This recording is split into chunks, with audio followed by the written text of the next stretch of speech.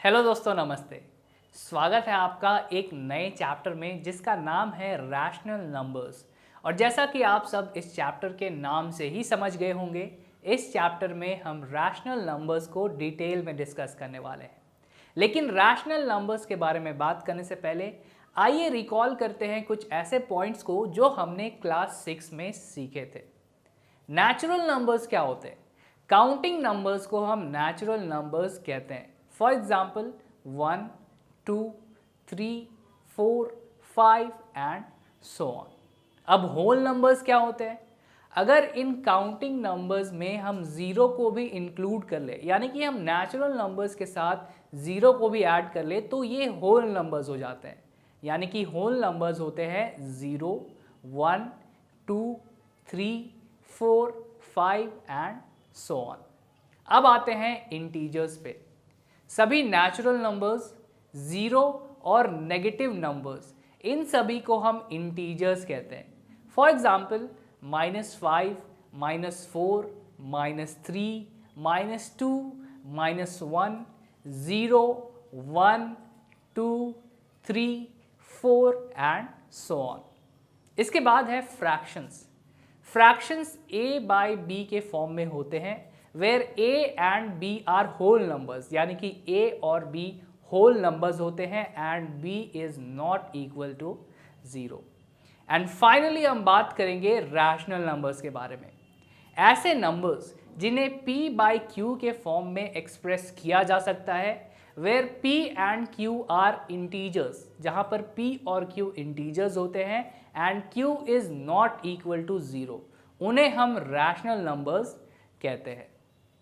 अब आइए डिस्कस करते हैं रैशनल नंबर्स से जुड़े कुछ फैक्ट्स को। 3 बाई -4, -6 बाई 17 एंड -8 बाई -3, ये सभी रैशनल नंबर्स हैं। 0 भी एक रैशनल नंबर है क्योंकि हम 0 को 0/1 के फॉर्म में एक्सप्रेस कर सकते हैं, और यहाँ पे 0 दो इंटीजर्स का कोशेंट है with a non zero denominator. सभी नेचुरल नंबर्स भी रैशनल नंबर्स होते हैं because 1 is equal to 1/1, 2 is equal to 2/1, 3 is equal to 3/1 and so on. In fact सभी डेसिमल्स भी रैशनल नंबर्स होते हैं। For example 0.7 can be written as 7/10। सभी fractions भी रैशनल नंबर्स होते हैं। मान लेते हैं हमारे पास एक फ्रैक्शन है a by b, where a and b are whole numbers, और अगर a और b होल नंबर्स है तो ये इंटीजर्स भी होंगे and b is not equal to 0। तो इस हिसाब से सभी फ्रैक्शंस रैशनल नंबर्स होते हैं। और यहाँ पर हमें एक बात पर ध्यान देना है कि सभी फ्रैक्शंस रैशनल नंबर्स तो होते हैं, लेकिन सभी रैशनल नंबर्स फ्रैक्शंस नहीं होते। फॉर एग्जाम्पल 3/4, ये एक फ्रैक्शन भी है और रैशनल नंबर भी है, लेकिन -3/4 सिर्फ एक रैशनल नंबर है, ये एक फ्रैक्शन नहीं है। और अब हम बात करेंगे पॉजिटिव और नेगेटिव रैशनल नंबर्स के बारे में।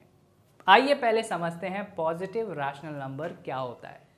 अगर किसी रैशनल नंबर के न्यूमरेटर और डिनोमिनेटर दोनों ही या तो पॉजिटिव हो या नेगेटिव हो, तो उसे हम पॉजिटिव रैशनल नंबर कहते हैं। For example 3/4, 5/4, -6/-4, -9/-21 and so on. अब आते हैं नेगेटिव रैशनल नंबर पे। अगर किसी रैशनल नंबर के न्यूमरेटर या डिनोमिनेटर इन दोनों में से कोई एक नेगेटिव हो, तो उसे नेगेटिव रैशनल नंबर कहा जाता है। For example 6/-4, -6/14, 15/-4 and so on.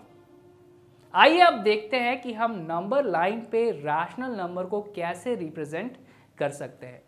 Rational numbers को नंबर लाइंस पे रिप्रेजेंट किया जा सकता है, और ऐसा करने के लिए हम नंबर लाइन के हर एक यूनिट लेंथ को रैशनल नंबर के डिनोमिनेटर के जितने इक्वल पार्ट्स में डिवाइड करते हैं।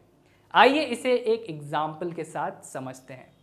यहाँ पर we have to represent 3/7 on the number line. जैसा कि आप देख सकते हैं यहाँ पर डिनोमिनेटर है 7, तो हम नंबर लाइन AB के हर एक यूनिट लेंथ को 7 इक्वल पार्ट्स में डिवाइड कर देंगे, बिल्कुल वैसे ही जैसा फिगर में दिखाया गया है। और क्योंकि यहाँ पर न्यूमरेटर है 3, तो हम 0 के राइट पे 3 पार्ट्स काउंट करेंगे और उसे मार्क कर देंगे एज C, जो रिप्रेजेंट करता है 3/7 को। और हमारे नेक्स्ट एग्जाम्पल में हमें 11/4 और -7/4 को नंबर लाइन पे रिप्रेजेंट करना है।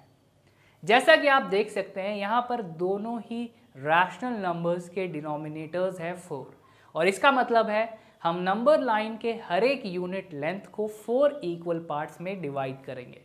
इसका मतलब हम OA और OA डैश के बीच के डिस्टेंस को 4 इक्वल पार्ट्स में डिवाइड करेंगे। A यहाँ पर रिप्रेजेंट करता है 4/4 को, विच इज़ इक्वल टू 1, और A डैश रिप्रेजेंट करता है -4/4 को, विच इज़ इक्वल टू -1। इसके बाद हमें B और B डैश को मार्क करना है। B रिप्रेजेंट करता है 8/4 को, विच इज़ इक्वल टू 2, और B डैश रिप्रेजेंट करता है -8/4 को, विच इज़ इक्वल टू -2। और इसके बाद हमें C और C डैश को भी मार्क करना है। C यहाँ पर रिप्रेजेंट करता है 12/4 को, which is equal to 3, and C dash represent करता है -12/4 को, विच इज़ इक्वल टू -3। और जैसा कि आप फिगर में देख सकते हैं, X जो पॉइंट है वो रिप्रेजेंट करता है 11/4 को, और Y जो पॉइंट है वो रिप्रेजेंट करता है -7/4 को। तो आज के इस वीडियो में इतना ही। मिलते हैं एक नए वीडियो में एक नए इंटरेस्टिंग टॉपिक के साथ। वीडियो में बने रहने के लिए थैंक यू सो मच।